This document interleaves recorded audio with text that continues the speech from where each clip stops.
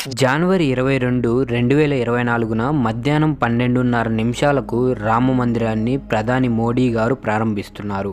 అయితే ఈ బలరాముడు జనవరి 22, 2024 ఎందుకు కొలువు తీరుతున్నాడు అంటే మంచి కార్యక్రమాన్ని మంచి గడియల్లో అంతా శుభమే జరుగుతుంది అని హిందువుల నమ్మకం.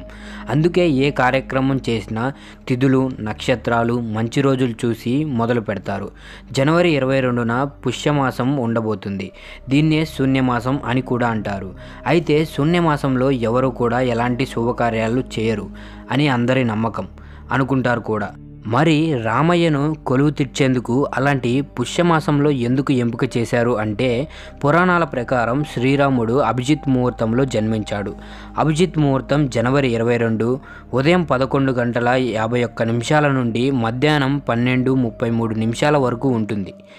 ఈ కారణంగానే జనవరి 22వ తేదీన ప్రాణప్రతిష్ఠ చేయడానికి నిర్ణయించారు. అలాగే ఈ అభిజిత్ లగ్నంలో శివుడు త్రిపురాసురుడు అనే రాక్షసుడిని చంపాడు అని చరిత్ర చెబుతోంది.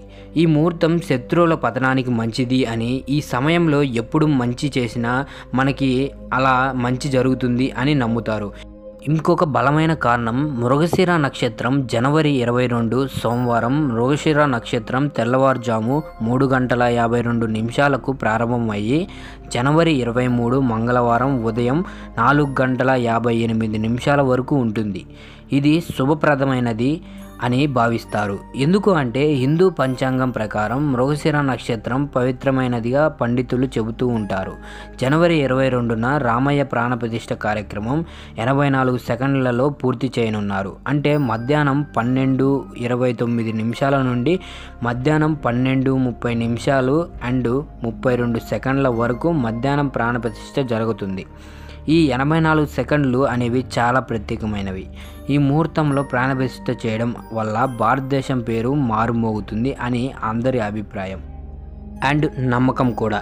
ఇక అసలు ప్రాణప్రతిష్ఠ ఎందుకు అంటే మన సనాతన ధర్మంలో ఏ విగ్రహం అయినా చాలా ముఖ్యమైనది అని భావిస్తారు. అందుకే విగ్రహ ప్రతిష్టాపన సమయంలో ప్రాణప్రతిష్ఠ చేస్తారు. ప్రాణప్రతిష్ఠ లేకుండా ఏ విగ్రహం కూడా పూజకి అర్హత కలిగిన విగ్రహంగా చూడరు. అందుకే ప్రాణప్రతిష్ఠ ద్వారా విగ్రహంలోకి ప్రాణశక్తిని ప్రసారింపజేయడం వల్ల విగ్రహం దేవతగా మారుతుంది అని నమ్ముతారు. అందుకే ప్రాణప్రతిష్ఠ చేస్తారు. ఏదైనా విగ్రహ ప్రతిష్టాపన సమయంలో ఆ విగ్రహాన్ని సజీవంగా చేసే విధానాన్ని ప్రాణప్రతిష్ఠ అని అంటారు. ప్రాణ అంటే ప్రాణశక్తి అని, ప్రతిష్ఠ అంటే స్థాపన అని అర్థం.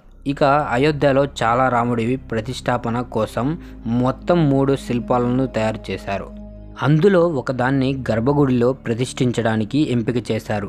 ఇలా గర్భగుడిలో ప్రతిష్ఠింపజేసే రాముడి విగ్రహం పొడవు 51 అంగుళాలు, బరువు 1.50 టన్నులు. అలాగే రెండవ విగ్రహం ముదురు రంగులో నీలిమేఘ శ్యాముడిగా చేసినటువంటి విగ్రహం.